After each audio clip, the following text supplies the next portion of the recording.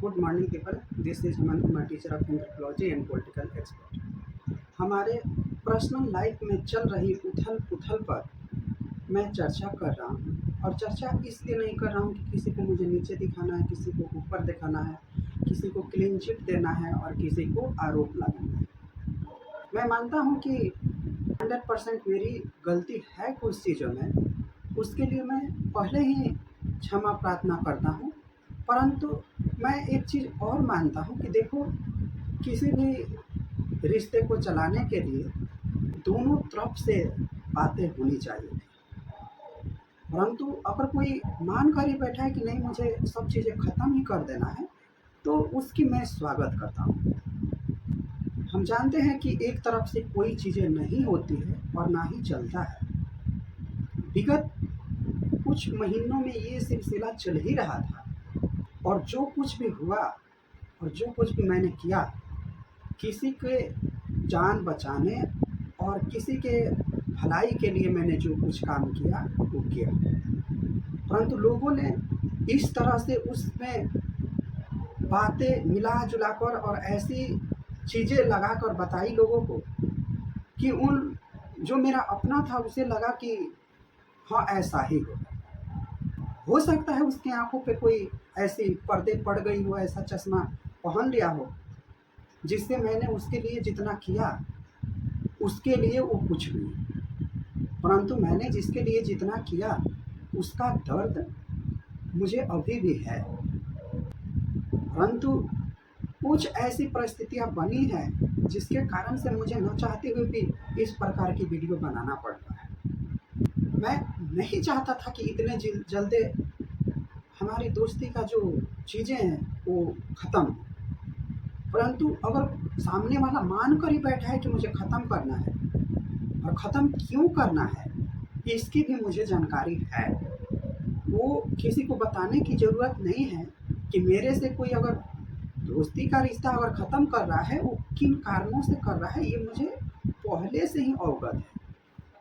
उस सिलसिले में कुछ अराजक तत्वों ने मिलकर दिमाग के ज़हन में कुछ ऐसी चीज़ें भरी जिसका द एंड की तरफ मूवमेंट ले गया।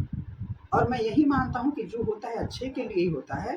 चलो, वो लोग भी एक निमित्त मात्र बने और मेरे आंखों पे जो पर्दा पड़ा था वो पर्दा भी मेरे आंखों से दूर हो गया।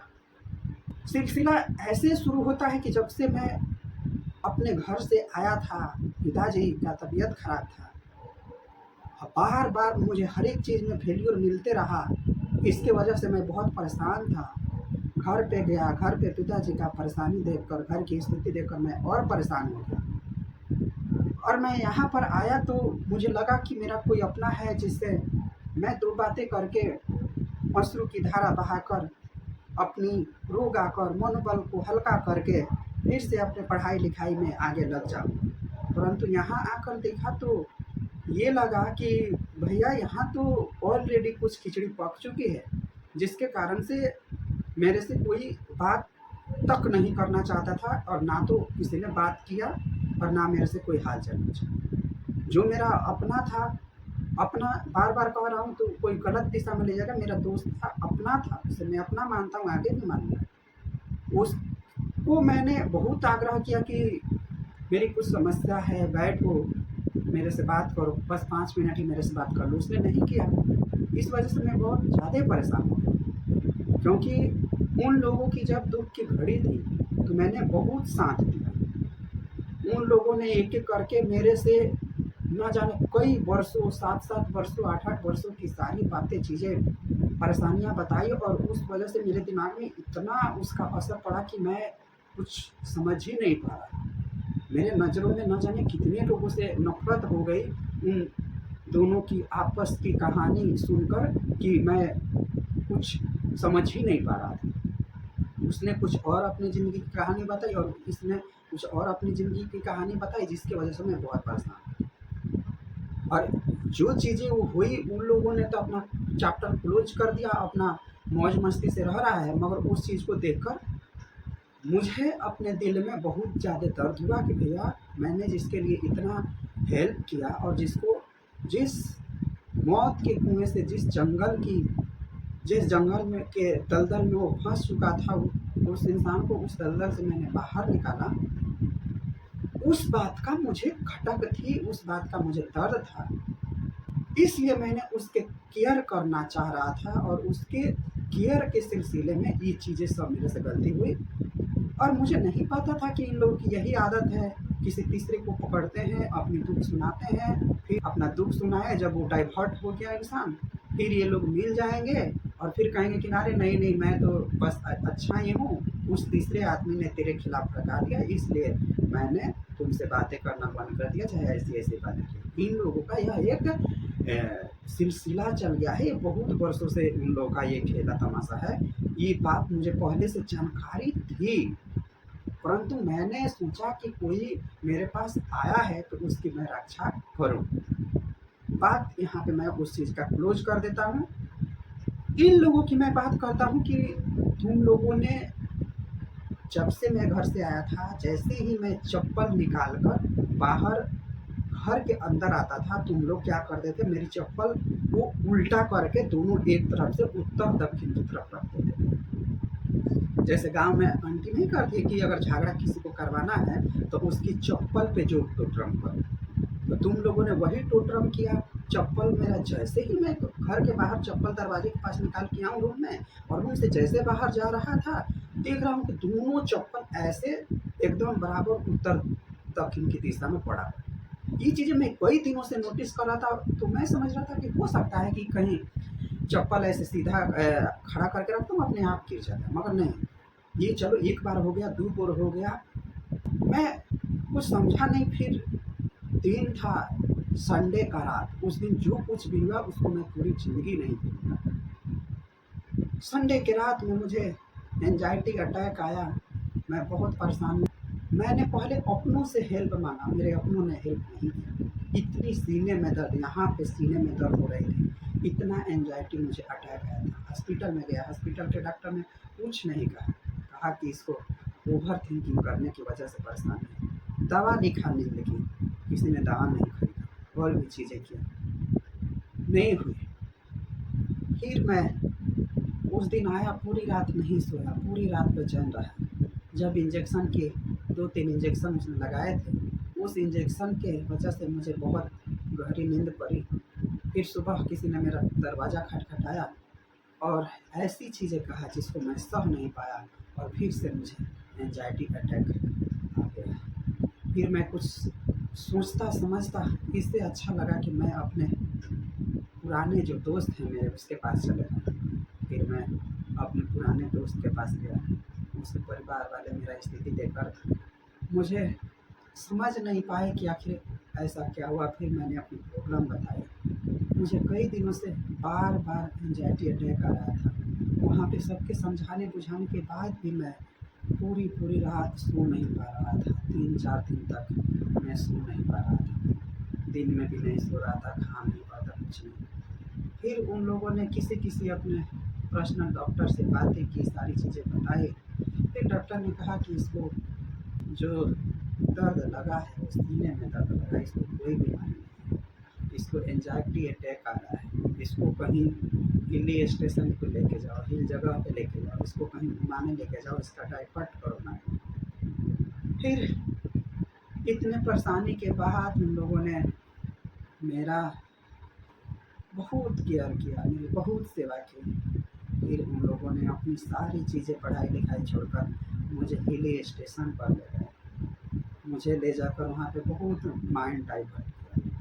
मैं वहाँ भी माइंड डाइवर्ट मेरा नहीं हुआ। फिर हार पास कर जब मुझे वापस सैटरडे के रात सुबह में मुझे छोड़ा और फिर उन लोगों ने भी मुझे कहा कि देखो जितना हेल्प करना था हमने कर दिया, अब आगे से हम हेल्प नहीं करेंगे, कि तुम जाओ वहीं पे जैसे हो सके तुम रहो, सबसे बातें चीतें करने की कोशिश करो, सबको मिला कर रखो। मैं फिर आया, मैंने बहुत कोशिश किया कि मेरा जो अपना है वो मेरे पास वापस चला आए। कई बार उससे और मेरी मुलाकात हुई रास्ते में, उसने देखा परंतु मेरे से बात करना उचित नहीं समझा।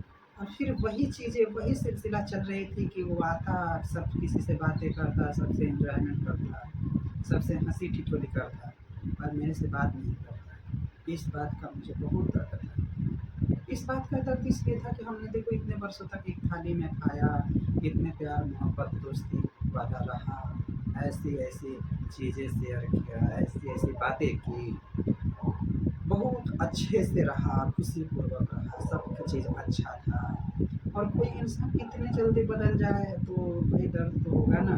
उसके दिल दिमाग में कोई दर्द नहीं, क्योंकि उसकी आदत है ऐसे, उसने कई लोगों के साथ कर चुका है। परंतु मैंने उसको बार-बार कहा कि देखो तुम्हारे जितने भी दोस्त बने हैं ना, उन सब से मैं अलग हूँ। मेरा ना हृदय बहुत कोमल है, मेरा हृदय कठोर नहीं है। मैं जिसके लिए करता हूँ बहुत अच्छे से करता हूँ, और मैं किसी को मतलब ऐसे नहीं करता कि यार मेरे अंदर कुछ और है, बार-बार ऊपर-ऊपर करके। तो मैंने काफ़ी समझाने की, नहीं माना, फिर मुझे बाकायदा रूम छोड़ने पर मजबूर होना पड़ा। फिर अब सोचिए, मैं संडे के रात जो सुबह था, मंडे का सुबह था, सुबह में मैं जैसे चप्पल रख के आया था, फिर 1 सप्ताह बाद जब मैं आया सैटरडे को, जब तक हमारी सारी चीज़ें ख़त्म हो चुकी थी, तो मैं क्या देखता हूँ कि जिस तरह मैंने चप्पल रखा था, उसी स्थिति में मेरा चप्पल जो सैटरडे का सुबह था, 1 हफ्ता बाद सारे झगड़ा-तकरार हो जाने के बाद, हम लोग के सारे रिश्ते-नाते ख़त्म हो गए। उसके बाद मैं देखता हूँ कि वो चप्पल मेरा वैसे के वैसे है। तो मैं क्यों ना कहूँ कि तुम लोगों ने कुछ जोड़-तोड़ किया, जिसकी वजह से मेरे लाइफ में इतनी उथल-पुथल मची, उसके माइंड में भी उसका असर हुआ, और तुम लोग चाहते ही थे कि मेरा और उसका दोस्ती ख़त्म हो। चलो ख़त्म हो गया, बहुत अच्छी बात है। मैं अपने दिल से तो उसको कभी नहीं निकालूँगा, वो मेरा अपना था, अपना ही रहेगा। परंतु मैं एक सवाल तुम लोगों से पूछता हूँ कि आखिर तुम लोग को क्या मिला? क्या मिला हमारी दोस्ती को ख़त्म कर? जो बरसों पुराना दोस्ती था, वो तुम लोगों ने एक पल में ख़त्म करवा दिया। और तुम लोग जो सोच रहे हो ना, वो ऐसा बिल्कुल नहीं था। और देखो, बहुत ऐसी गहरी चीज़ें हैं जो तुम लोगों को भी वो भ्रमित कर रहा है, और मैं तो भ्रमित हुआ ही। और मैं जानता हूँ कि आज नहीं तो कल सच्चाई खुल कर सामने आएगी, और जिस दिन सच्चाई उसकी पता चलेगी तुम लोगों को, उस दिन तुम खुद समझोगे कि मैं कौन था, और मैं क्यों ऐसा हुआ था, और क्यों ऐसे था। और मैं चाहता हूँ उसको भी कोई दोष नहीं देना चाहता। उसके भी, वो भी बच्चा बहुत डिप्रेशन में है, वो भी बहुत परेशान है। अब हो सकता है कि कुछ ऐसी चीज़ों पर उसकी बात उसके साथ बन गई हो, जिसके लिए वो पूरी दुनिया को छोड़ने के लिए तैयार है, वो पूरे घरवाले को छोड़ने के लिए तैयार है, सब कुछ ख़त्म करने के लिए तैयार है, मगर उसको छोड़ने के लिए वो तैयार नहीं है। तो मैं समझता हूँ कि उसके और उसके बीच में कुछ ऐसी डीलिंग हुई होगी, जिसके कारण से ये सब चीज़ें हुई।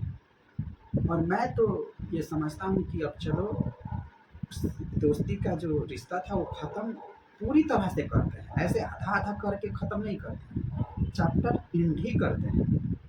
भविष्य में कभी ऐसी मुलाकात होगी, तो ऐसे रिएक्ट करेंगे कि ना तुम मुझे पहचानते हो, ना मैं तुझे पहचानता हूँ, बस ऐसी ही चीज़ें रहेगी। और मैं नहीं जानता कि तुम इतने भोले-भाले हो, जो किसी और 5 आदमी के कहने से तुम भड़क गए हो, और मेरे से इतने नफ़रत करने लगे हो। इतना तो तुम भोले-भाले है नहीं, तुम चाहते ही थे, और उसने तुमको ये चीज़ें सिखाई ही थी पहले कि ऐसे चिंटू-मिंटू के साथ रहने से कोई फ़ायदा नहीं है, ऑफ़िसर बनना है तो अच्छे-अच्छे लोगों के साथ और ऊँचे कास्ट के लोगों के साथ रहना है, और अच्छी-अच्छी अपने प्रोफ़ेशनल लाइफ़ वाले लोगों के साथ रहना है। बहुत अच्छा है, मैं उसका स्वागत करता हूँ, ऐसे ही होना चाहिए था। परंतु एक चीज़ मैं आज फिर कहता हूँ कि देखो, जो इंसान आपके दुःख की घड़ी में साथ दिया रहता है ना, उसको साथ दिया जाता है, उसे कभी नहीं भूला जाता। और मैंने तुम लोगों के दुःख की घड़ी में हमेशा साथ दिया, परंतु ये मेरा पहला दुःख था, और तुमने मेरे पहले ही दुःख में मेरा साथ नहीं दिया, जिसकी वजह से मैं इतने एंग्ज़ायटी अटैक से मर रहा हूँ, इतनी सीने में दर्द रहती है। मैं समझ नहीं पाता कि मुझे अचानक ऐसा क्या हो गई। मैं किसी को भी दोष नहीं दूँगा, किसी को भी क्लीन चिट नहीं दूँगा। जो जैसा किया है वो भरेगा, हम किए हैं हम भरेंगे, तुम किए हो तुम भरे हो। इसी के साथ और कुछ मुझे कहने का मन नहीं है। जो कुछ हुआ अच्छे के लिए हो, आगे जो कुछ हुआ होगा अच्छे के लिए होगा। इसी के साथ मैं आप सभी का बहुत-बहुत धन्यवाद करता हूँ। जय श्री कृष्ण।